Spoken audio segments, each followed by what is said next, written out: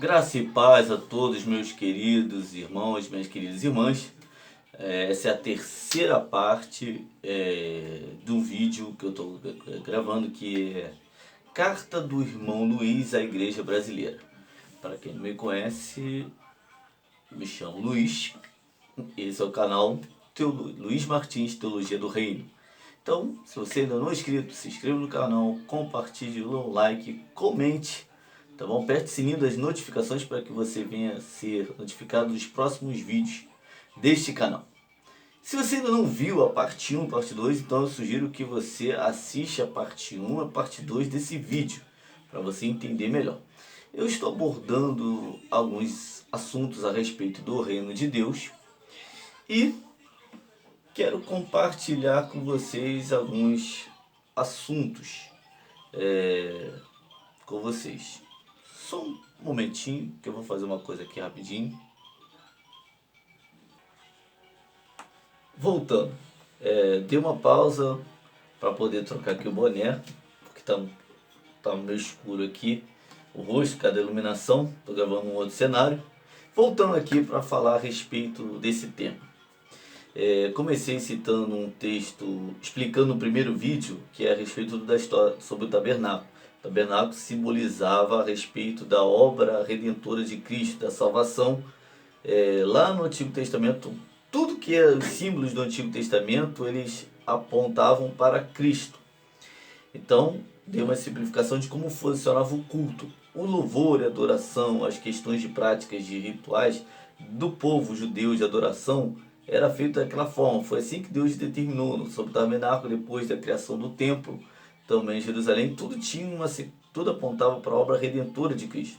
Então, o tabernáculo, e como templo, é um lugar de adoração, de culto a Deus, de sacrifício, perdão dos pecados, que apontava para Cristo. Cristo morreu na cruz, então todos aqueles elementos do Antigo Testamento não tem mais uma serventia para nós cristãos. Isso aí faz parte de uma velha aliança. Essas cerimoniais já não se aplica mais. Então, na igreja, hoje nós temos uma outra forma de culto. Cristo já morreu na cruz, o véu se rasgou, temos livre acesso ao Pai. Então a gente não precisa mais de um outro mediador, só Cristo, ele é o mediador entre Deus e os homens. Então, o sacrifício já foi. Só que a igreja hoje tem se perdido. Então, esse tema de a Carta do Irmão Luiz à Igreja Brasileira, reformando o culto ao Deus verdadeiro. Parte 3. Então, sobre o culto.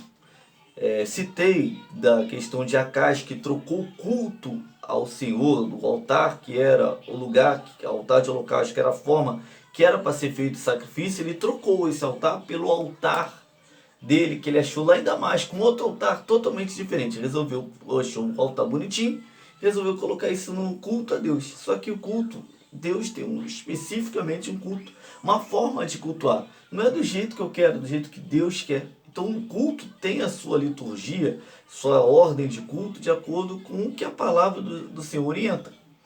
E a igreja tem se perdido. A igreja fez uma crítica do presidente, estava fazendo culto lá no Palácio do Planalto, de uma das religiões de matriz africana, e o povo fez a crítica. Só que a gente tem que fazer uma autocrítica, analisar a nossa vida. Lá em Pedro, fala que o juízo de Deus começa dentro da própria casa. Então o juízo de Deus começa dentro de casa. E lá no Sermão do Monte, fala que se a gente tem que tirar a trave dos nossos olhos para tirar o cisco do olho do irmão. E temos querido tirar cisco do olho das pessoas, tendo uma trave nos nossos olhos. Então a gente está criticando o culto de uma outra religião, sendo que o nosso culto está de uma forma bagunçada. Estava falando no outro vídeo que eu encerrei sobre o culto que estava sendo feito. Estamos trazendo elementos de outras religiões para o nosso culto, mas estamos criticando o culto dos outros. Por exemplo, sal grosso, bota no chão. Isso é coisa de outras religiões. Simpatias que são feitas, água ungida, de outras religiões. Práticas de outras religiões. Não faz parte da nossa religião, da nossa fé. A gente, vassoura ungida, isso é misticismo. Isso é crendice. Não, trazemos todos os elementos, trazemos o talite, aquele véu que cobre, coisa de judeu, a gente traz judaísmo para a igreja. Cultos de simpatia de outras religiões trazemos para a igreja. A Arca da Aliança, que é proibido em Jeremias 3,16, depois você vai lá, trazemos todos, réplicas de candelabro, trazemos tudo, queremos trazer para a igreja. Coisas de outras religiões. Nós, no nosso culto, praticamente anulamos o sacrifício de Cristo. Vou explicar.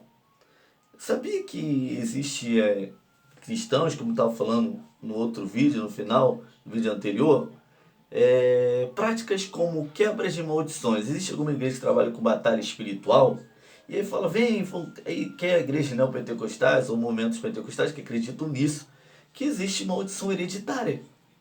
Talvez você esteja surpreso, como assim não existe? Não existe.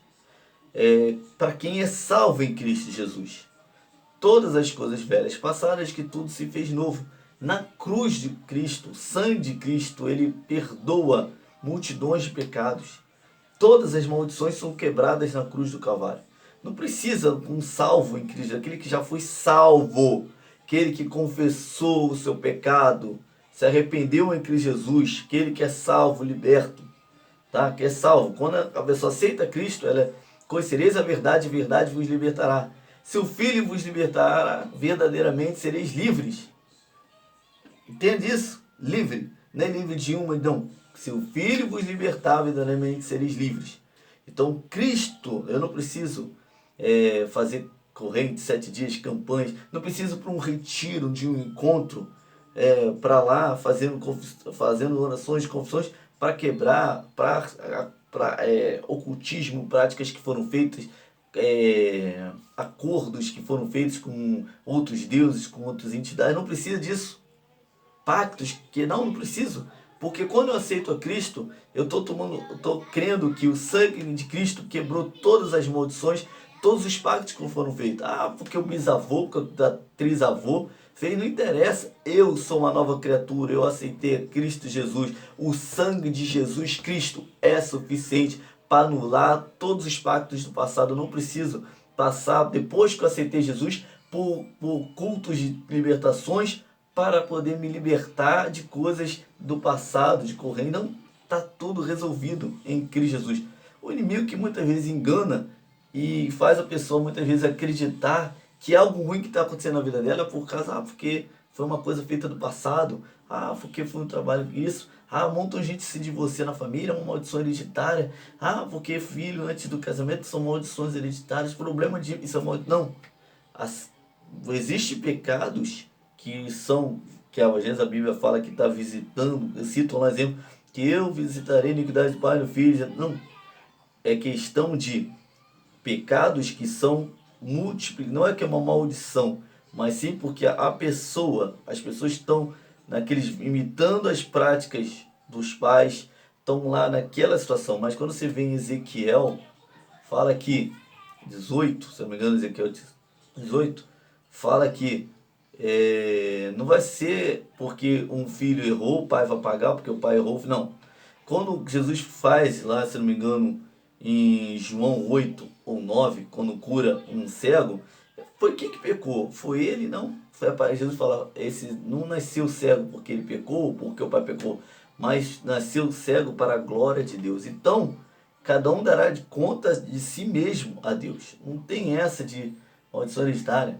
Aí eu falei de coisas de rituais, de hipnose na igreja. Coisa de igreja, negócio de botar a mãozinha juntinha, com o dedinho, fazer oração, aí fica aquela brincadeirinha de vassalinha assim no dedo. Tem igreja fazendo isso para dizer que é alguma coisa espiritual. Que a mão, vamos lá que a mão tá assim, um pouco assim, faz oração, tem que orar, aí a mão vai subindo. Brincadeiras infantis, colocando essas coisas na igreja. Cartomancia de ler, de mão, mediunidade. Gente, na igreja. Isso na igreja. Isso são práticas de elementos que é feito em cultos. Gente, coisa que não tem nada a ver com o cristianismo. Tá? Nada a ver com o cristianismo. Trazendo esses elementos. Aí são os elementos dessas práticas de cultos estranhos, desses elementos de outros cultos. Cura interior, tem livro, se não me engano, um livro da editora Betânia, que era Cura Interior, que estava ensinando para curar traumas. Igrejas fazem encontros de encontros de visão celular, de 12, essas coisas. Perdoa a Deus. Nas orações que é feito quando alguém acha que porque Deus permitiu que algo ruim acontecesse com a pessoa, e ela acha que Deus é culpado, então, para ela se libertar desse trauma, desse culpa, ela perdoa a Deus.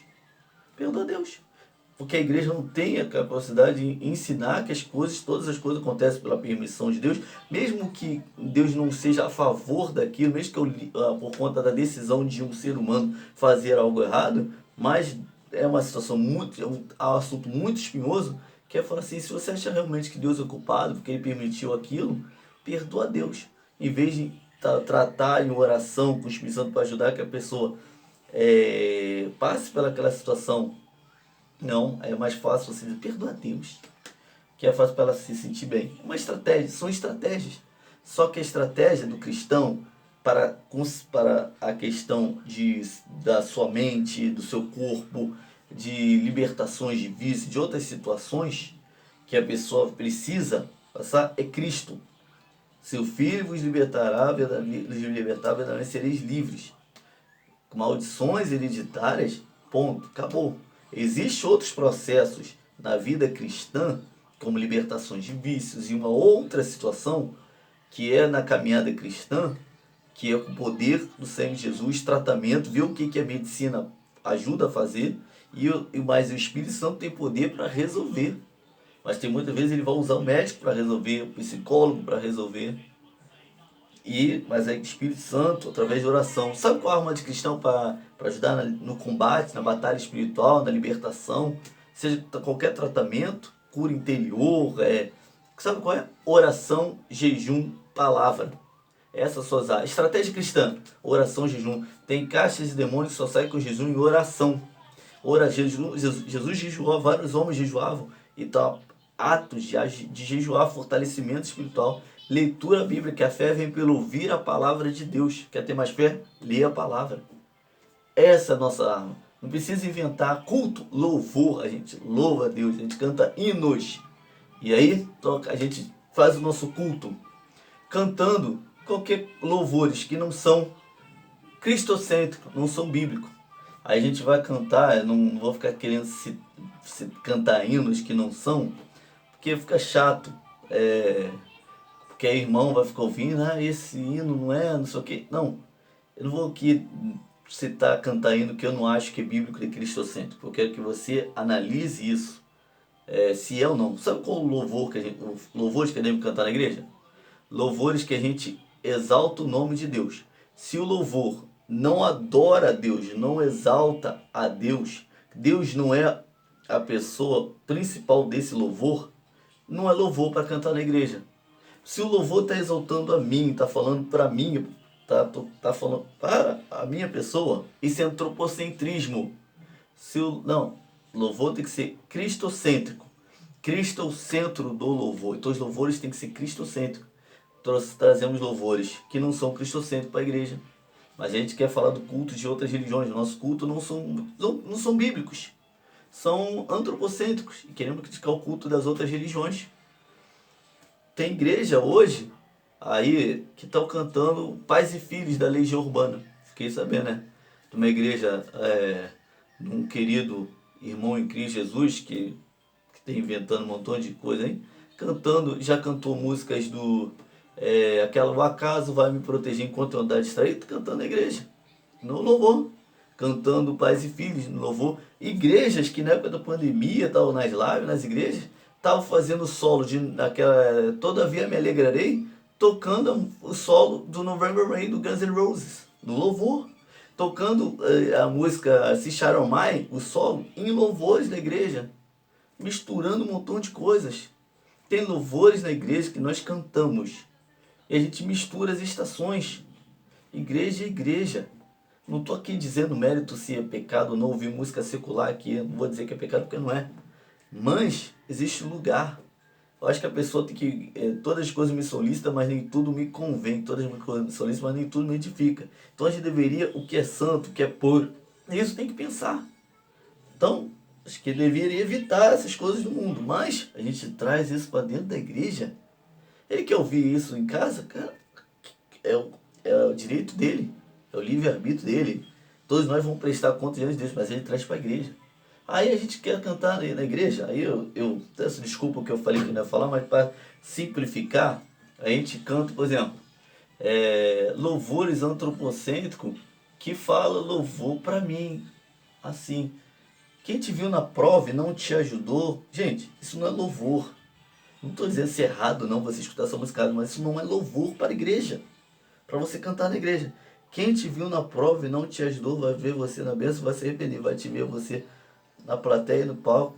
Gente, isso não é um louvor. O louvor, como é uma comunidade, são as músicas, os ritmos tem que ser, que seja para a igreja. Sabe por que a cruz, vamos dar um exemplo da cruz?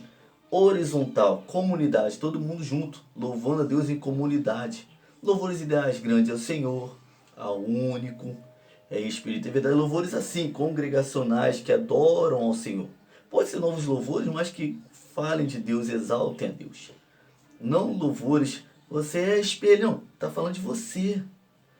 Não é louvor, é uma música.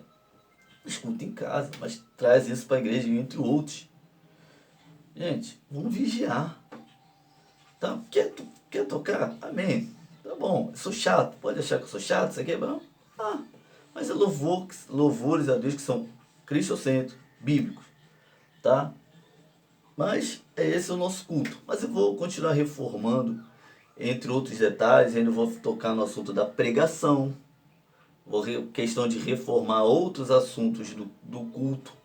Em que vou fazer outros vídeos também falando a respeito das igrejas que são bíblicas e outras não, puxando a orelha das igrejas que são bíblicas, porque muitas vezes as igrejas que não são bíblicas acolhem melhor, abraçam melhor. E aí a pessoa que não conhece a palavra entra numa igreja que às vezes não é uma igreja bíblica, não é uma igreja sadia, mas ela é bem acolhida.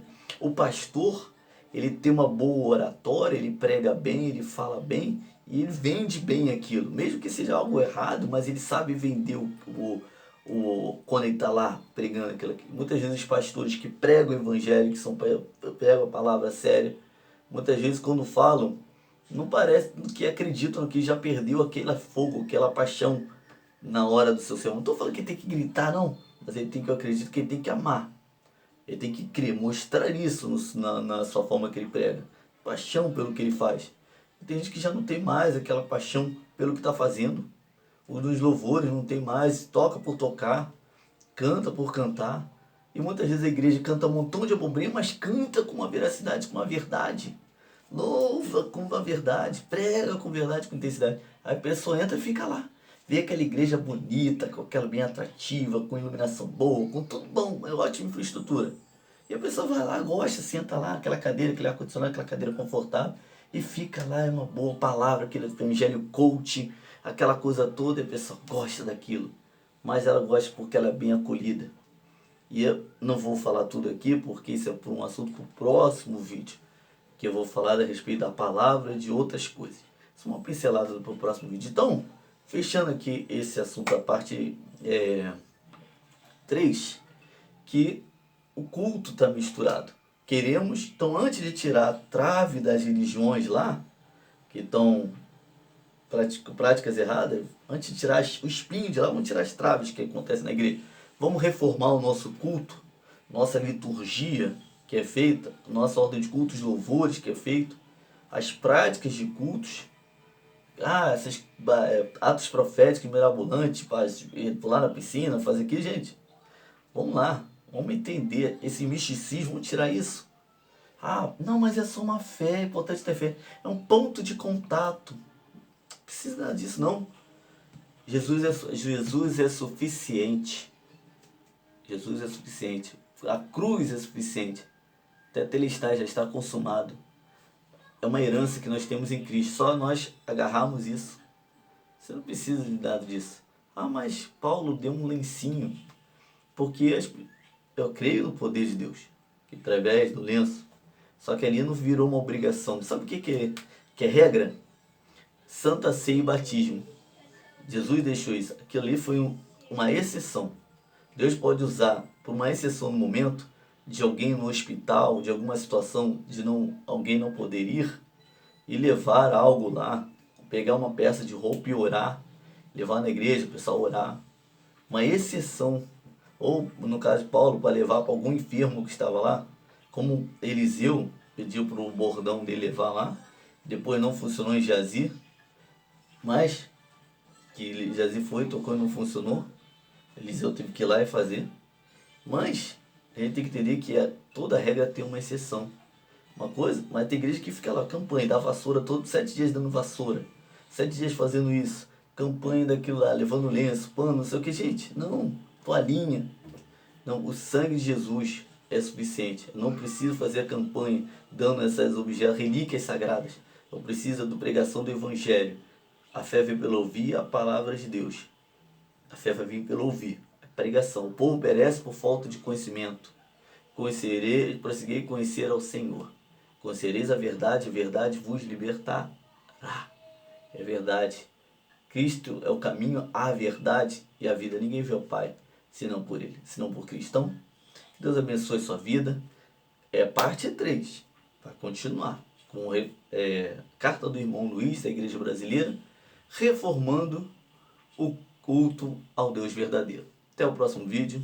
Deus abençoe a vida de vocês na parte 4.